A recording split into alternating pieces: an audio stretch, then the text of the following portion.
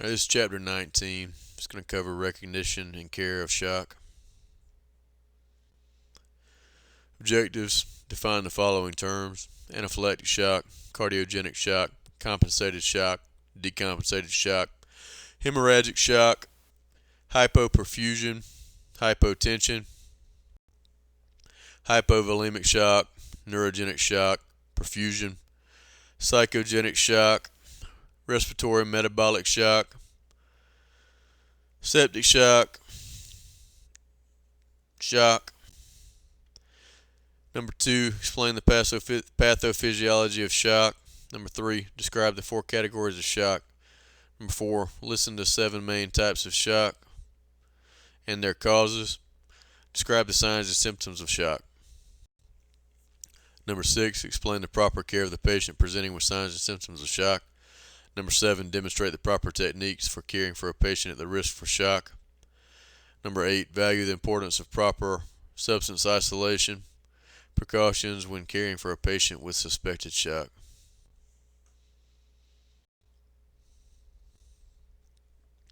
Alright, perfusion and shock. Perfusion is the adequate supply of well-oxygenated blood and nutrients to all the vital organs. Oxygen and carbon dioxide exchange. Nutrients and waste products exchange. Fluid and salt balance maintained with the blood and the tissues. Alright, shock is the failure of the body's circulatory system to provide enough oxygenated blood and nutrients to all vital organs. This presents with inadequate oxygen and carbon dioxide exchange, inadequate nutrient and waste product exchange. It's going to have a fluid and salt imbalance. Alright, so as we're moving through this, some of the words you're going to need to pay attention to are going to be hypo. It's going to relate to the circulatory system, like hypotension is going to be low blood pressure. Hypoperfusion is going to be low or no perfusion. Just something to keep in mind as we proceed. Shock or hypoperfusion is the inability of the circulatory system to supply cells with oxygen. In early stages, symptoms occur as the body attempts to compensate for blood loss. Physiological causes of shock are the heart failing to pump, loss of blood volume, or blood vessels dilating, creating a vascular container capacity that is too great to be filled by available blood. Categories of severity are compensated shock, presents as an increased heart rate, increased respiration, and constriction of peripheral circulation, which results in pale, cool skin, and in infants and children, increased capillary refill time. Decompensated shock starts with low blood volume or lack of perfusion. Symptoms include falling blood pressure. Shock is irreversible when perfusion to the organs cannot be restored. Cell damage occurs, especially in the liver and kidneys. Even if vital signs are restored, irreparably damaged organs may cause death. Alright, shock can be life-threatening. The progression of shock can occur rapidly or over several hours or days. Care for patients with shock should not be delayed. Alright, why is it important to rapidly treat the signs and symptoms of shock? If you don't start treating shock early, you can get behind the 8 ball, and once that happens, you can go into some type of irreversible shock, and you're just not going to be able to have the patient recover. This figure 19.1, it just shows the downward spiral of shock as it relates to blood loss, eventually leading to death. I'll give you just a few minutes to a few seconds to look that over.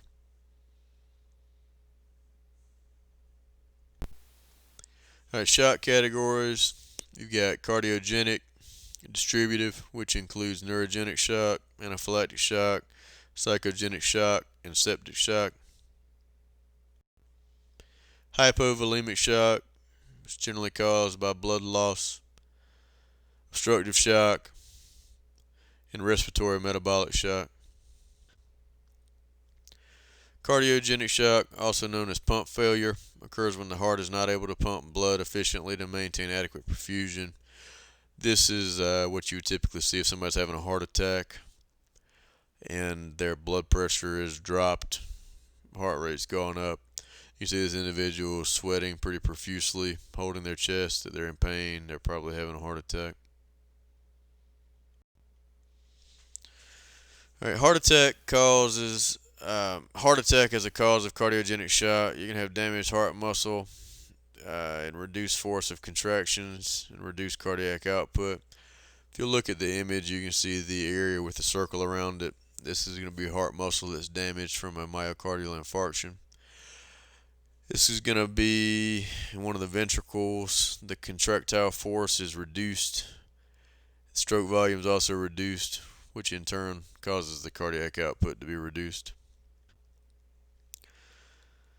Cardiogenic shock continued. The heart is unable to pump blood at a consistent pressure to all the vital organs.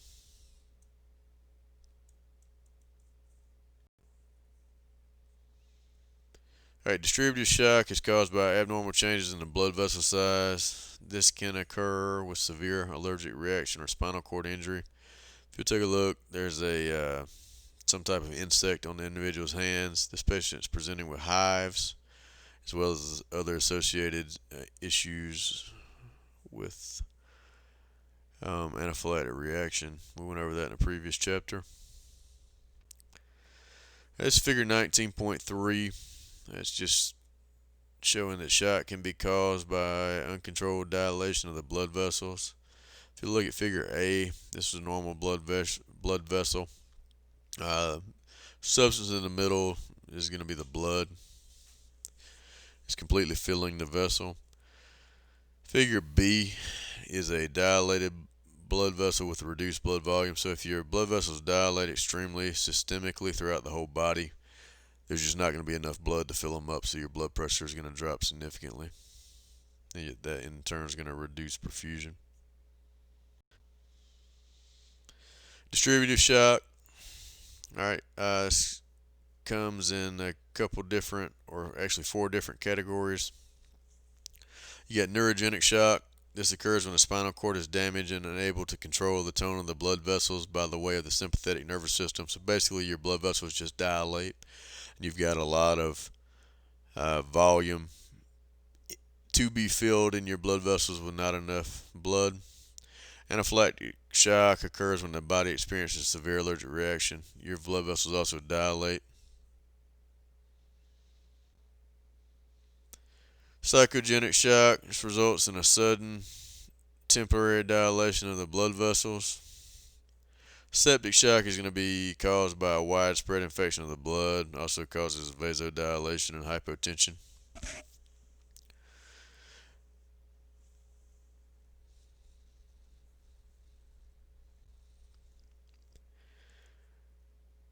This is figure 19.1.3. Hypovolemic shock occurs when there's an inadequate amount of fluid in the body, either blood or other fluids such as water and plasma. Alright, so what this is saying is hypovolemic shock occurs when there's not enough fluid in the body. This does not have to be caused from some type of traumatic injury.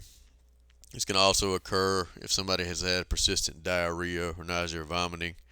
It's basically just a decrease in the amount of fluid in the body.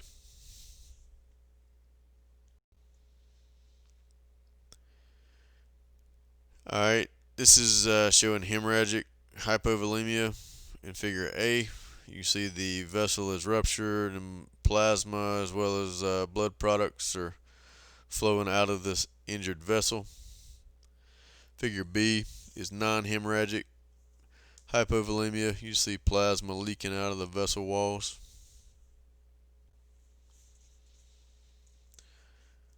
Alright, hemorrhagic shock occurs when the body loses a significant amount of whole blood from the circulatory system. So this could be from a stab wound, this could be from blunt trauma, this could be any type of injury that causes blood to leave the circulatory system. Now this does not have to be only external bleeding. If you're bleeding from a artery or vein that's in the body and no external bleeding occurs, you are still having the blood leave the systemic circulation and go into the other body cavities.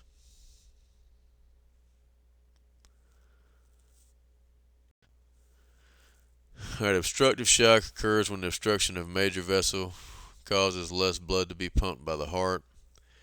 It's just showing somebody that's experienced a gunshot wound. I believe the next image will give us an example of how this causes obstructive shock. Alright, so this is figure 19.5. Just shows the causes of obstructive shock.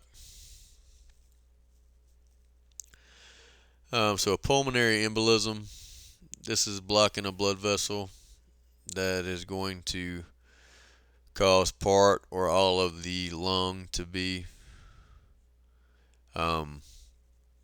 affected. It can cause blood flow to be decreased and the blood can't be oxygenated. If you look at the bottom portion, this is the part of the lung that's affected. You got a little clot there and it's not letting blood be pumped for proper gas exchange. Figure B is a tension pneumothorax. This can be caused by something such as that gunshot wound we saw in the previous slide. It creates a pressure in the chest and causes the lung to collapse. Then you're going to have an increase in pressure, which can cause issues for the blood being returned to the body. C is a pericardial tamponade. This means you're going to have blood in the pericardial sac surrounding the heart. You have an increased pressure and your heart's not going to be able to expand to allow filling of blood, and this causes a decrease in the amount of blood pumped out to the rest of the body. Alright, so respiratory metabolic shock does not fall into a specific category of shock, but it relates most closely to the definition of shock as being in a state of cellular dysoxia. Dysoxia means not enough oxygen at the cellular level. So this is caused by disruption of oxygen transfer into the cells, or cells are unable to utilize the available oxygen. Caused by cyanide poisoning, carbon monoxide poisoning, or iron poisoning. So it's pretty specific. It's not very common to see this. Alright, so you've got a couple stages that your body's going to go through. You've got a compensated stage and a decompensated stage.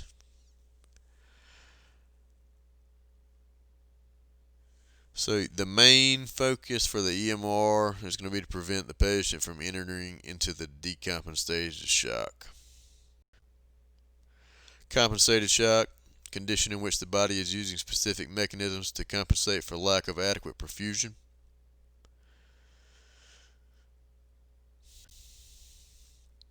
Early signs and symptoms of shock include restlessness, altered mental status, increased heart rate, normal to slight low blood pressure, mild increased respiratory rate, skin that is pale, cool, and moist, sluggish pupils, nausea and vomiting.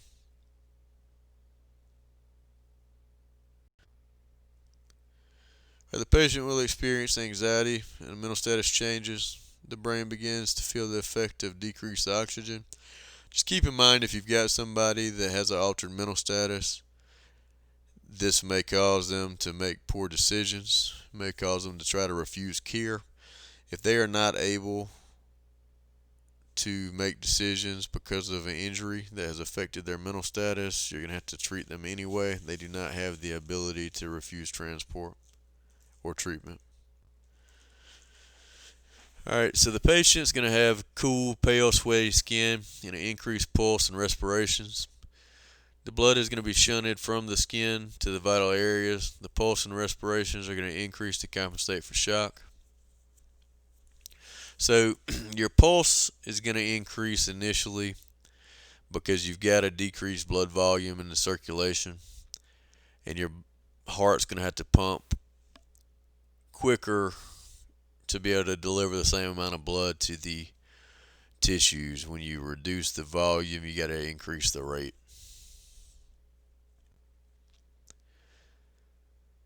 Alright, so in addition to sweating, the patient may also experience nausea and vomiting as the blood is shunted from the intestines to the more vital organs. Alright, decompensated shock. This is a condition in which the body is no longer able to compensate for lack of adequate perfusion. Alright, signs and symptoms of decompensated shock include unresponsiveness, decreasing heart rate, very low blood pressure, slow and shallow respirations, signs of skin that is pale, cool, and moist, dilated, sluggish pupils, respiratory and cardiac arrest can develop. So when you start seeing these signs and symptoms, this is really bad. You want to see the body compensating. When they start to decompensate, this is what a lot of people would refer to as circling the drain. They're moving down that spiral towards death, and at this point it's really hard to get in front of it. Alright, so what happens if the cause of the shock is not treated and the patient continues to decline in the compensated stage? Like we just said, if you don't recognize the shock and treat it, the patient's just going to continue to circle the drain. It's just going to get worse and worse. Alright, so dropping blood pressure is a late sign of shock. In early shock, you're going to see an increased heart rate and respirations. You're not going to really see a big drop in blood pressure until late shock. When that starts happening, you're already entering decompensated shock because your body's no longer able to compensate for the lack of volume.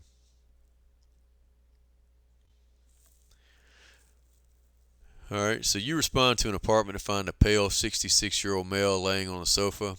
He is weak and dizzy. He states that he has vomited twice and shows you a bucket with a large amount of blood. His pulse is 142. His blood pressure is 80/50.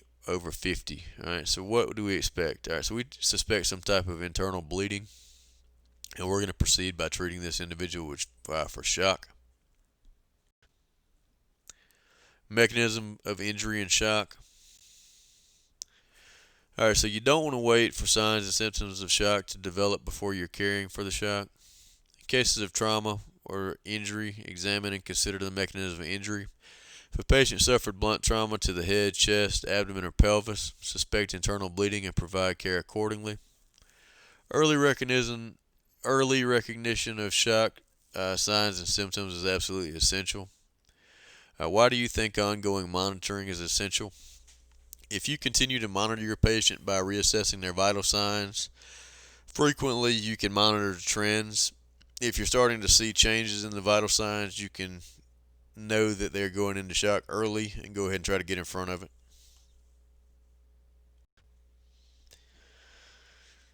Alright, caring for shock, you're going to perform primary assessment, ensure airway, breathing, and circulation are properly supported, control external bleeding, administer oxygen per local protocol, keep the patient in a supine position, calm and reassure the patient, maintain a normal body temperature.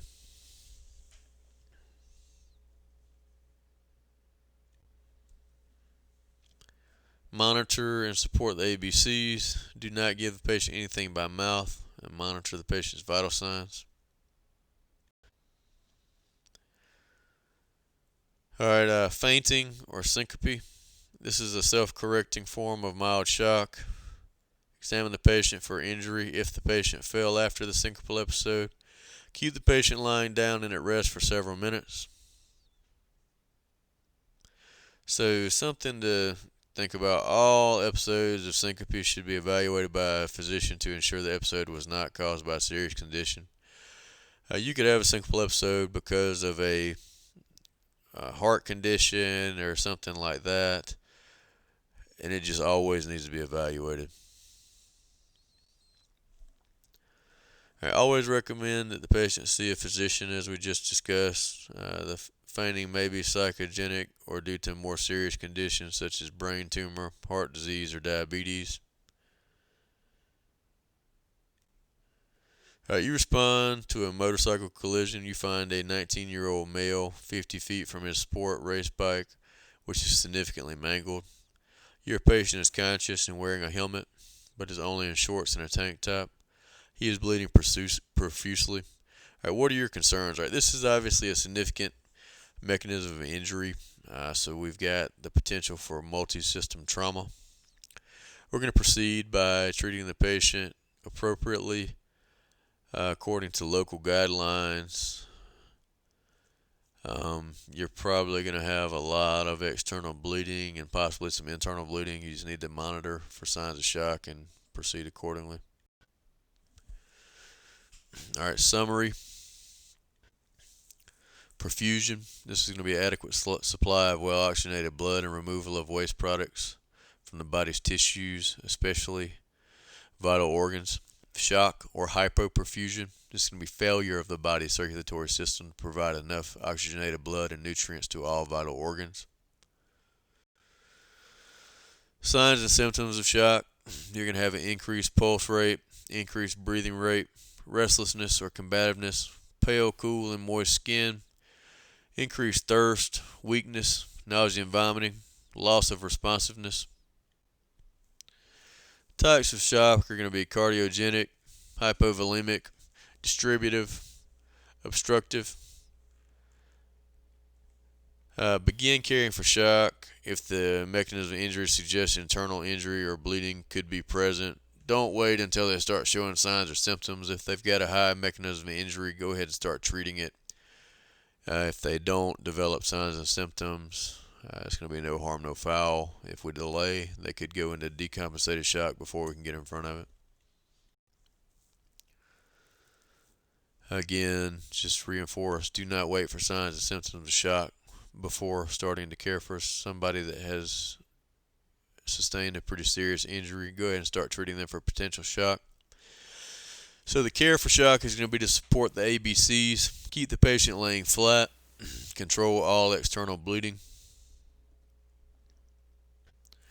If you can, you want to administer some oxygen. Maintain a normal body temperature. You're generally going to want to keep them warm.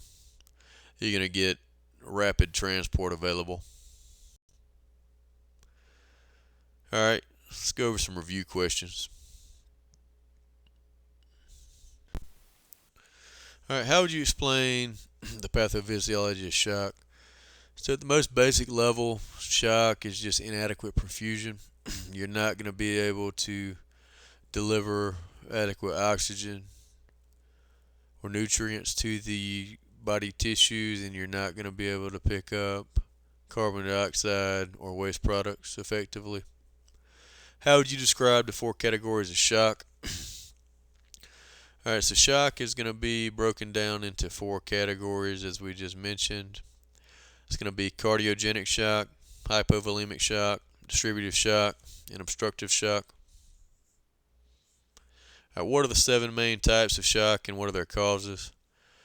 First type is going to be cardiogenic. This could be caused from a heart attack or something similar. You can have neurogenic shock, which is caused from spinal injuries. Anaphylactic shock is caused by a major allergic reaction. Psychogenic shock be caused from some type of stimulus that causes a temporary decrease in blood pressure. It's generally going to be brief. Septic shock is going to be a systemic infection that causes vasodilation. Hemorrhagic shock caused by blood leaving the circulatory system. Then you got respiratory or metabolic shock.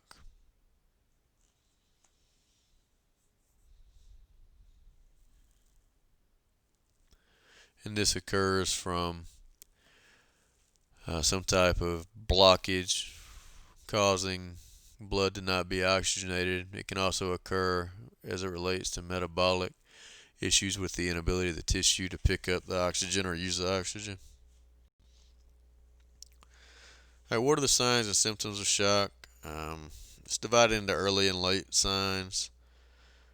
I'm not going to go over every individual sign and symptom of shock. You can look in your book for that. But just know early signs of shock are generally going to be increased heart rate, increased respiratory rate. As you proceed through shock, you're going to start seeing more things in the lines of altered mental status and decreased blood pressure. Like I said, I'm not going to go through all the signs and symptoms of that. Refer to your book, please.